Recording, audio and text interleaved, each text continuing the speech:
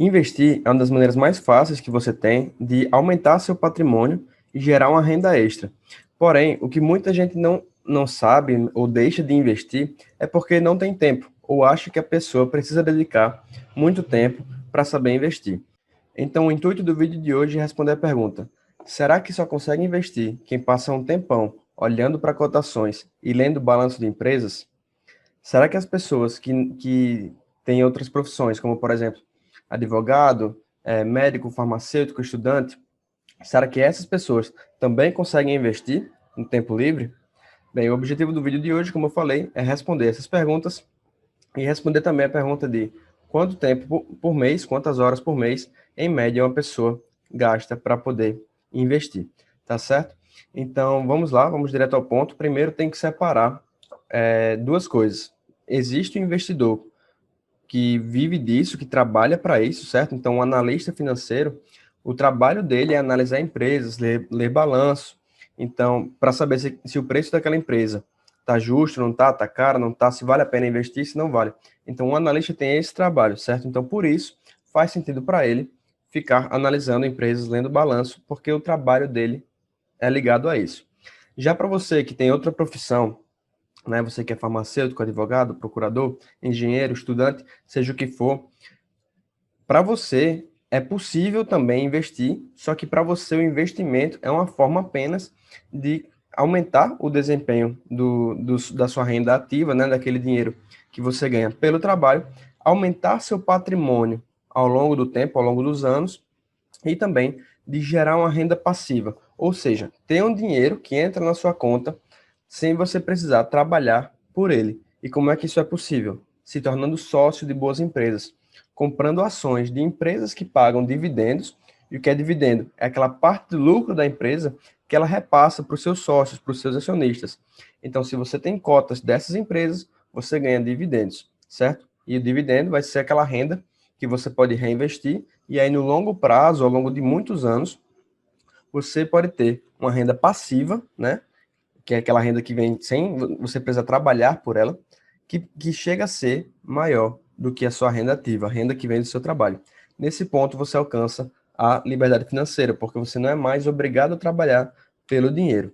Isso vai te permitir trabalhar para poder viver, né? Ao invés de viver para trabalhar, certo? Então, o nosso foco aqui vai ser nesse investidor, nesse segundo investidor, o investidor pessoa física, o investidor que tem outra profissão e que quer aprender a investir para poder gerar uma renda extra e também de aumentar seu patrimônio, tudo isso com foco sempre no longo prazo, certo? Então, dito isso, preciso diferenciar o que é investir de especular, tá bem? Então, investir é você se tornar sócio de uma empresa. Como assim sócio? Imagine que eu te chamo para ser sócio do meu negócio, né? Da minha empresa, e aí você diz assim, tudo bem, Yuri, então eu vou investir 100 mil reais e vou ter 10% da sua empresa, legal. Mas amanhã eu posso vender esse valor por 120 mil reais? Não, porque se você se tornou sócio da minha empresa, quer dizer que você agora está junto comigo, você vai receber parte dos lucros. E com certeza é interessante para você que vai se tornar sócio estudar sobre a empresa também. Como é que é o balanço dela, como é que ela tem muitas dívidas ou ela tá endividada no nível correto, né, no nível que seja controlado.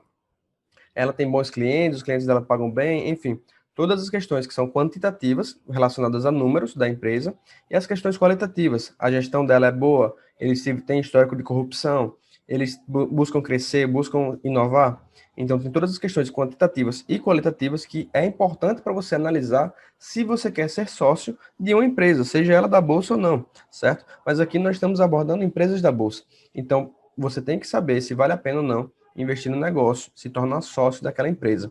Especular vai na contramão disso, não é você ser sócio da empresa, é você olhar basicamente quanto está o preço daquela ação, a cotação daquela empresa e buscar comprar um determinado valor e vender por um valor acima disso, certo? Então, isso é especular, essa é a principal diferença. O especulador, ele não tem interesse em ser sócio da empresa, ele não tem interesse que a empresa vá bem, melhore seus números, que a empresa crie novas fábricas, enfim, que pague melhores dividendos. Para ele pouco importa isso. O que importa é que o preço da empresa, a cotação da empresa na Bolsa de Valores se valorize num curto período de tempo. Então, a pessoa que vai especular, ela tem foco no curto prazo, enquanto que a pessoa que vai investir, ela tem foco no longo prazo, certo? E para você que quer investir, né, que aqui é o foco do nosso canal, ensinar pessoas a investirem em boas empresas, tem algumas maneiras que você pode fazer para investir. A primeira delas é você delegar 100% da responsabilidade dos investimentos para um fundo, seja ele ativo ou passivo. Como assim? O que é um fundo? Um fundo é uma junção de recursos, sejam elas de pessoas físicas ou pessoas jurídicas, que tem o propósito de investir em aplicações financeiras. E esse fundo ele tem cotas. Então, por exemplo, tem um fundo que é gerido por um gestor, e esse gestor, ele escolhe os ativos que ele quer investir, né? Então, ele escolhe investir em determinadas empresas ou em fundos imobiliários, ou seja, o que for, que é delimitado, né? Primeiro de tudo, tem uma delimitação do que o fundo pode ou não investir, do que o gestor pode ou não investir, certo? Tem todo um regulamento em relação a isso. Dentro desse regulamento, ele pode optar por comprar ou vender ativos financeiros que estão dentro daquele regulamento, certo? E aí tem as cotas daquele fundo. As cotas daquele fundo, né? Ao investir numa cota daquele fundo, você se torna acionista daquele fundo, se torna investidor por meio daquele fundo, e aí toda o seu recurso se junta com o recurso do fundo para comprar ou vender ativos financeiros, certo? Então, o seu resultado, o seu desempenho está diretamente ligado ao desempenho daquele fundo. Então, você delegou 100% da responsabilidade para aquele fundo. Isso é um fundo ativo. Tem também fundos passivos. O que é um fundo passivo? É um fundo de índice. Então, o que é um índice? Por exemplo, nos Estados Unidos, tem o S&P 500, ou SP 500, que são a junção das 500 maiores ações dos Estados Unidos, cotadas em bolsa. E nesse índice, que tem essas 500 maiores ações, você pode... Ele tem um fundo que é um ETF, mas não vamos deixar muito técnico aqui. Ele basicamente é um fundo que replica aquele índice. Então, conforme o índice sobe, esse fundo sobe. Conforme o índice desce, esse fundo desce. E ele vai replicando igual.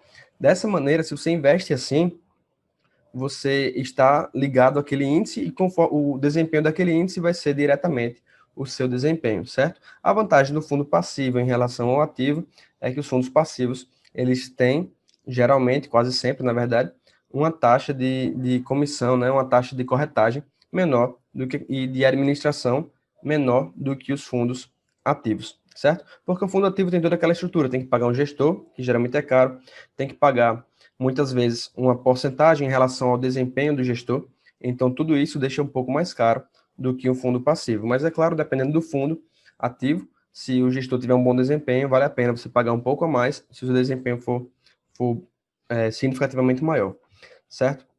Então, essas são duas formas. Uma terceira forma de delegar 100% é ter um clube de investimento.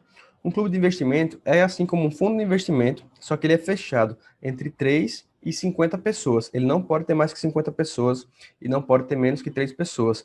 E aí, esse clube, ele vai gerir o patrimônio dessas pessoas, ele vai investir em ativos, certo? E aí, o dinheiro dessas pessoas está diretamente ligado ao que faz o gestor desse clube, né? Então, ele é bem similar, mas geralmente ele é utilizado para grupos de famílias, ou então amigos que se juntam e criam esse clube de investimento, certo? Além disso, quando você vai investir, e aqui o foco da gente é em empresas, em ações, então você tem que estudar aquela empresa, certo? Você tem que estudar aquela ação. Vale a pena investir nessa ação? Né? A empresa, como é que ela tende aí no longo prazo? Quais são os números dela? Quais são as vantagens competitivas dela? Então, de fato, você vai olhar o negócio. É possível delegar esse estudo a alguém, certo? Como é possível fazer isso? Você pode contratar um analista ou uma casa de análise que possua relatórios, e aí você segue aqueles relatórios conforme é instruído. Então, no Brasil, estão crescendo o número de casas de análise, que são justamente essas empresas que analisam outras empresas, analisam empresas da Bolsa, montam relatórios e montam carteiras fictícias, dizendo quanto investir em cada ação. Então, por exemplo, vai ter um fundo que tem foco em dividendo, que é aquele lucro, né, da empresa que ela repassa aos acionistas, E esse fundo, ele diz assim, não, coloque 10% na empresa X, coloque 10% na empresa Y. E ele vai acompanhando o desempenho daqueles investimentos e vai mostrando para vocês relatórios de por que você deveria investir ou não em uma determinada empresa. E aí cabe a você escolher, certo? Se você investe ou não. E geralmente esses relatórios, essas empresas, casas de análise, fazem relatórios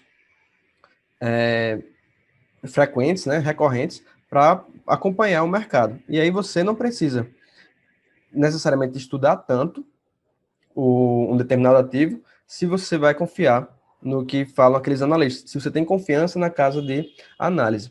Aqui é importante fazer uma breve pausa para dizer o seguinte: seja num fundo onde você coloca o seu desempenho ligado ao desempenho de um gestor ou de um índice, seja numa casa de análise, onde você está delegando a responsabilidade analítica daquele investimento para alguém, no final do dia o dinheiro é seu, certo? Então sempre tenha em mente que comprar cotas de um fundo, seja ele ativo ou passivo, no final do dia, se aquele fundo desempenhar mal, se você escolher mal, você vai perder dinheiro. Do mesmo modo como se você escolher uma empresa ruim, certo? Então você nunca vai estar 100% livre, porque a decisão no final do dia é sua, de qual fundo investir, qual fundo ativo investir, qual fundo passivo investir, certo? Ou de qual empresa investir, numa empresa que foi analisada por um clube de análise, por uma casa de análise, certo? No final do dia a responsabilidade é sua, porque o dinheiro é seu. Mas essas são maneiras que você economiza tempo, né? Se for do seu interesse, de diminuir o tempo que você leva para investir em ações, certo? Além disso, é possível que você busque orientação de assessores de investimento, mas é importante diferenciar o seguinte: assessor de investimento é aquela pessoa que vai te ajudar a dizer quanto por cento você tem que investir com base no seu perfil como investidor. Então, primeiro de tudo, você tem que se conhecer, né? Você tem que saber, olha, eu sou uma pessoa que não aguenta o risco, eu não tolero o risco, prefiro guardar meu dinheiro, estou protegendo dinheiro para os meus filhos no futuro, para eles herdarem e tal. Então, se isso é seu perfil, não faz sentido você investir 90% do seu dinheiro, do seu patrimônio, em ações, já que você não vai se sentir bem, certo? Então, o assessor de investimento tem a função de te orientar em relação a isso, em relação ao seu perfil, quanto por cento você deve escolher de investir em renda variável, em renda fixa, seja o que for dos tipos de investimento. Mas ele não pode legalmente te dizer, olha, investe nessa empresa X, investe nessa empresa Y. Esse é o trabalho do analista, certo? Como a gente falou, tem as casas de análise, tem os analistas que fazem esse trabalho técnico de analisar uma ação e dizer se vale a pena ou não, do ponto de vista deles com base no case que eles montaram, se vale a pena ou não investir por ali. E o assessor vai te orientar em relação à porcentagem de quanto você deveria investir com base no seu perfil como pessoa, certo?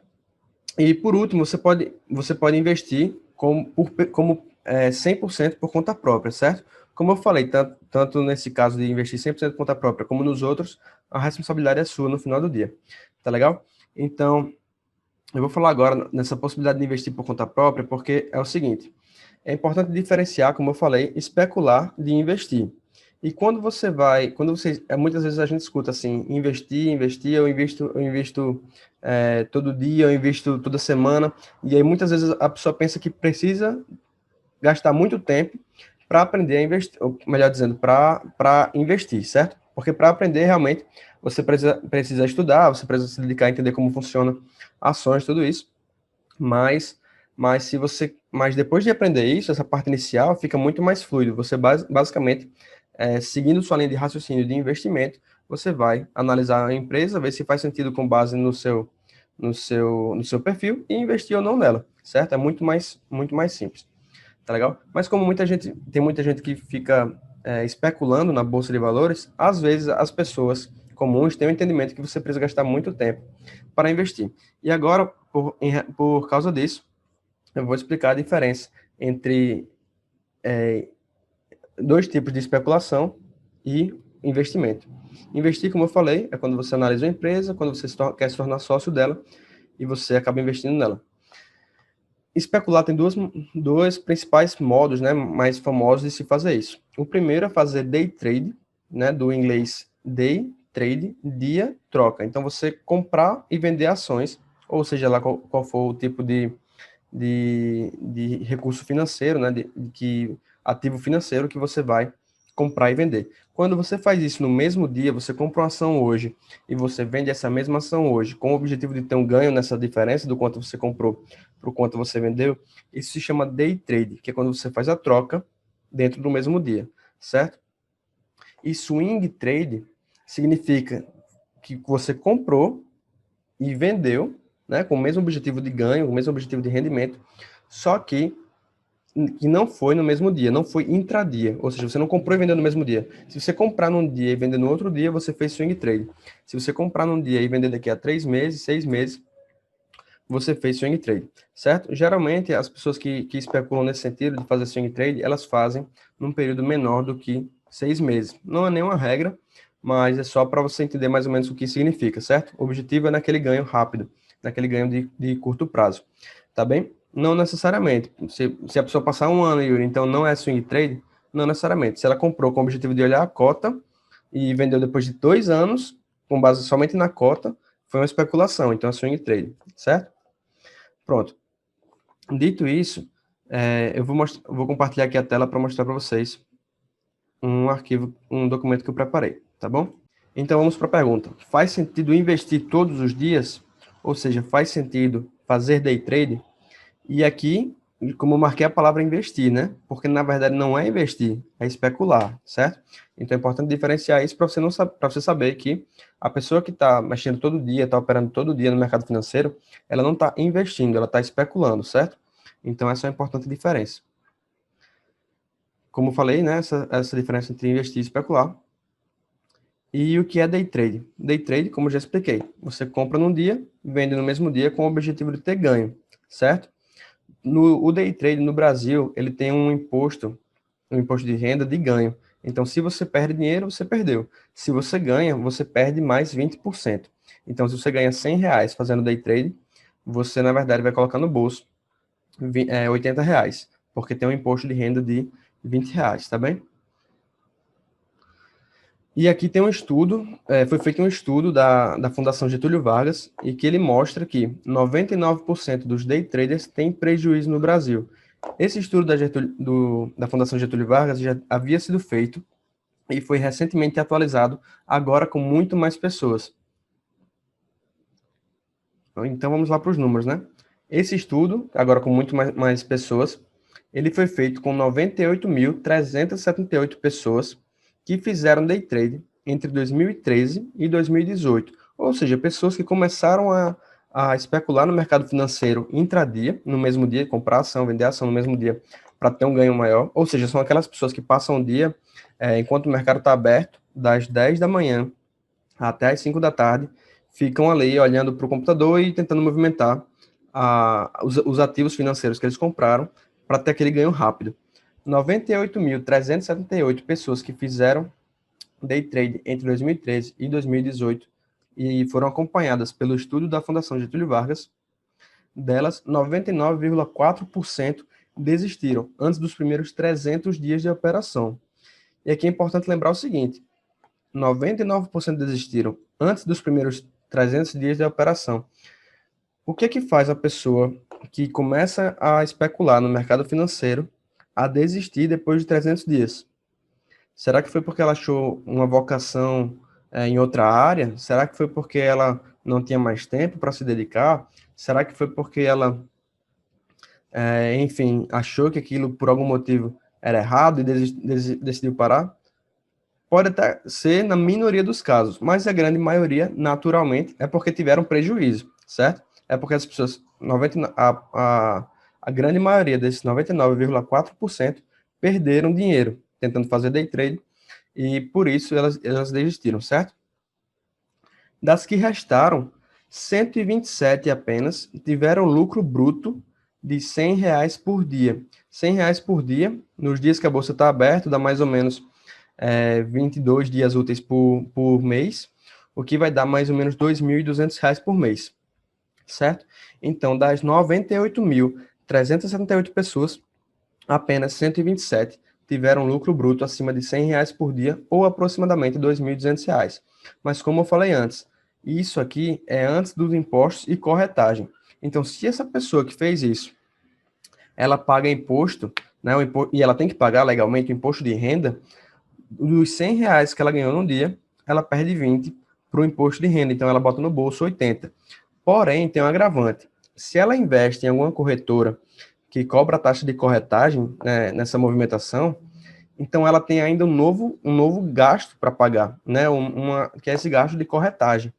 Então, depende, é claro, da corretora que a pessoa investe, porém, esse valor aqui de R$ 100 não está considerando ainda esse custo de corretagem, que geralmente é por movimentação, então cada movimentação que a pessoa faz, ela gasta, e não está considerando ainda os 20% que vão embora de imposto de renda, certo? E, recapitulando, são 128 de 98.378 pessoas, o que dá 0,13% do total, apenas, certo? Então, dito isso, você pode chegar à sua própria conclusão. Faz sentido tentar me tornar parte desse 0,13% de fazer day trade e ter o potencial de ter um lucro bruto de R$ 2.200 por mês, né, antes de imposto e corretagem? Ou é melhor eu focar em me tornar sócio de boas empresas, eu investir no longo prazo, eu tentar ganhar, eu me esforçar para aumentar a quantidade de ativos que eu tenho. Ativos são aquelas coisas que te dão uma renda passiva, te dão dinheiro que vai entrando na sua conta todos os meses, ao longo do tempo, e o que vai aumentar seu patrimônio.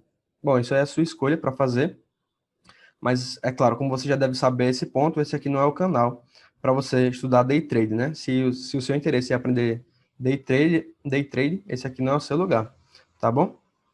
E, bom, faz sentido você investir com frequência, então você não necessariamente fazer day trade, mas você especular, né? Mais uma vez, deixar daqui em amarelo para lembrar que investir com frequência no curto prazo não é investir, é especular. Então, faz sentido você especular com frequência? Bom, para isso, eu trouxe esse dado aqui, que é do livro, o livro de Ben Graham, que é Investidor Inteligente. Nesse livro, Ben Graham, ele traz um estudo, traz os dados de investidores que investem de forma muito ativa, né, de forma hiperativa, e investidores extremamente pacientes. E tudo nesse espectro. Então, tem investidores extremamente pacientes, investidores muito pacientes, pacientes, impacientes e hiperativos, certo? E como referência, ele traz um fundo de índice de mercado. O que é fundo de índice de mercado? É um fundo passivo, né? Aquele fundo que é baseado no índice. Conforme o índice sobe, o fundo sobe. Conforme o índice desce, o fundo desce. Então, ele é baseado no índice. Tá legal? Então, os investidores que foram extremamente pacientes, antes do custo de transação, tiveram um retorno aproximadamente de 18,7%. Os muito pacientes, 18,5%. E por aí vai. Eles ficaram relativamente próximos, todos eles, de um retorno bom de 18,5%, né? Nesse período que foi estudado. Não quer dizer que se você investe, você vai ter um resultado parecido com esse, necessariamente. Isso aqui são alguns investidores que foram estudados em um determinado período, tá bem? Importante sempre recapitular esse ponto, tá legal? Então, mas o que a gente percebe? A gente percebe que todos eles tiveram um desempenho próximo e o desempenho deles foi acima do índice, tá legal? Esses que foram estudados, esses investidores que foram estudados. Porém, após os custos de transação, e aqui entra imposto de renda e taxa de corretagem, o resultado dos investidores foi diminuindo quanto mais ativos eles eram. Por quê? Porque o imposto de renda da pessoa que faz day trade, por exemplo, ele atua diretamente no ganho. Mas a taxa de corretagem, ela atua em cada movimentação. Se você compra ação a 10, se você investe R$ 1.000 e aquele seu investimento passa a valer R$ 800, no momento que você compra para investir R$ 1.000, você paga a taxa de corretagem. No momento que você vende, mesmo com prejuízo, você paga a taxa de corretagem de novo. É por movimentação, certo? Então, por isso, a tendência das pessoas que pagam taxa de corretagem e as pessoas que fazem day trade e acabam pagando imposto de renda excessivo, essas pessoas tendem a ter um desempenho menor, certo? Do que as que são mais pacientes, do que investem mais por longo prazo, tá bem? E, bom, como eu falei, né, essas pessoas têm que ter uma atenção especial com o custo de corretagem e com o imposto de renda.